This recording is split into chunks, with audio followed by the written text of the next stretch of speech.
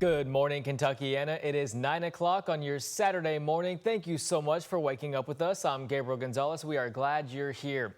Well, if you haven't been outside today, you're going to want to have your morning coffee, maybe your morning breakfast right on your front porch. Meteorologist Reed Yaden is on the road and outside, and he joins us right now to tell us what he's doing. Good morning, Reed. How are you? Good morning, Gabe, and good morning, everybody. Welcome to the 9 o'clock hour. We're on the road, as always, powered by Thornton's, and we are at the Expo Center for the 56th Annual Street Rod Nationals. This is Mr. Meads here. Tell me, you're expecting a few cars here. We got, before it's all said and done, it's going to be 10,000. I think we're going to get very, very close to it this year. Very close to it. That's great. I love it. The weather is perfect, probably the best weather we've ever had, at least that I can remember, for the start of the Street Rod Nationals. Had great weather yesterday, better weather today, good weather tomorrow. Let's go to Max 1 right now and take a look at temperatures in the area. Just how nice is it? We're in the lower 60s here and some 50s. Look at the temperatures outside the city. 59 still up at Mitchell. We're warming up. They got down to 57 up there. Paoli 61, 65 down at Campbellsville, and we're looking at 64 over in Shelbyville right now. Very, very nice. Just a beautiful day coming up. We'll see our temperatures this afternoon rise into the about 84-degree range both today and tomorrow. Doors are open here at the Street Rod Nationals at the Expo Center. They are ready to go. Till 8 o'clock tonight, and then tomorrow, 8 o'clock till 1 o'clock. 8 to 1, yeah. Tomorrow's a shorter one. But with all of these cars here, every car has a story, and the people with the cars are the greatest people you'll ever meet. We got a bunch of car-crazy people here. John, just pan around as we throw it back to Gabe. Here's some of the people standing here. We're all certifiably car crazy, aren't we? Yes, everybody, and we're proud of it. Welcome to the Street Rod Nationals. Gabe, you bring us up to date. Then we've got a really, really neat truck we'll show you in about 15 minutes. All right, sounds good. Thank you, Reed. New this morning, Rahman Ali, the younger brother to boxing legend and Louisville native Muhammad Ali, died last night at the age of 82. This is according to a post made on his Facebook account. Rahman was born on July 18, 1943 as Rudolph Arnett Clay. Following in his brother's boxing footsteps, Rahman began his own professional boxing career, which lasted from 1964 to 1972.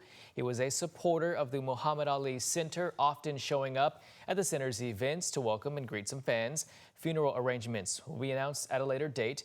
You can read more about this on our website.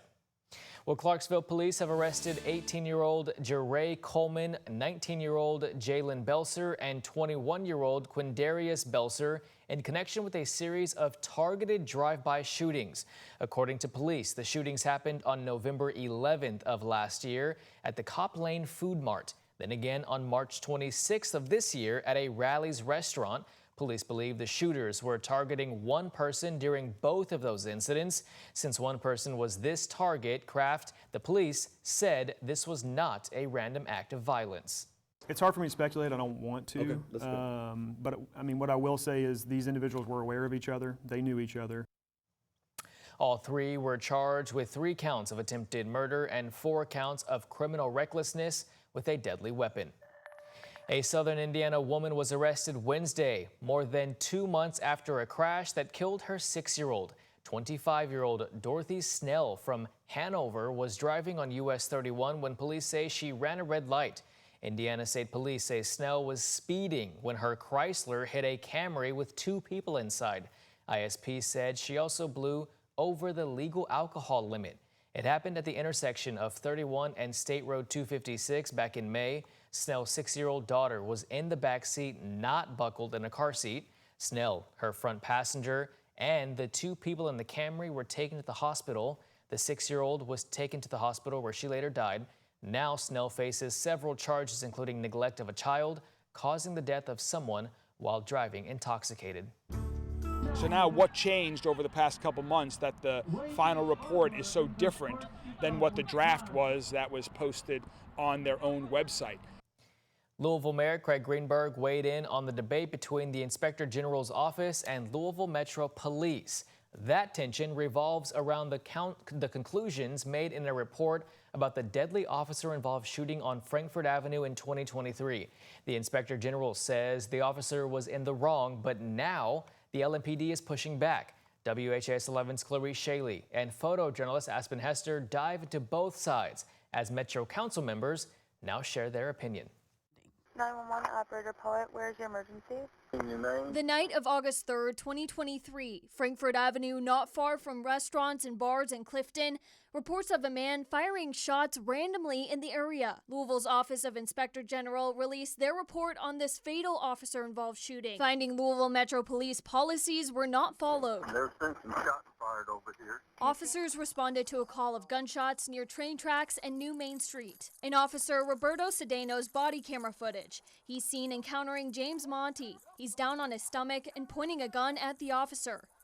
We've paused the video before shots are fired. The Inspector General report says Cedeno's rifle malfunctioned when he tried to fire. The Inspector General says Cedeno crossed a kill zone, cleared the malfunction, re-engaged and shot Monty multiple times, killing him. Monty's family told me he was dealing with personal issues at the time and was scared. Cedeno is no longer an officer with LMPD. In the Inspector General's report, it states Officer Cedeno's actions didn't follow LMPD's policies of use of force and de-escalation, and recommends corrective action through policy reform and training. In a response, LMPD pushes back, disagreeing with the findings and standing by Cedeno, saying he acted exactly as the department would expect him to in that situation. The department then points to a previous report on the incident from the Inspector General's office, this one from February 19th of this year. In the conclusions, it states the office found the officer did follow appropriate procedures, but this conclusion was about a different incident entirely. To this, Inspector General Ed Harness told us this was not the final report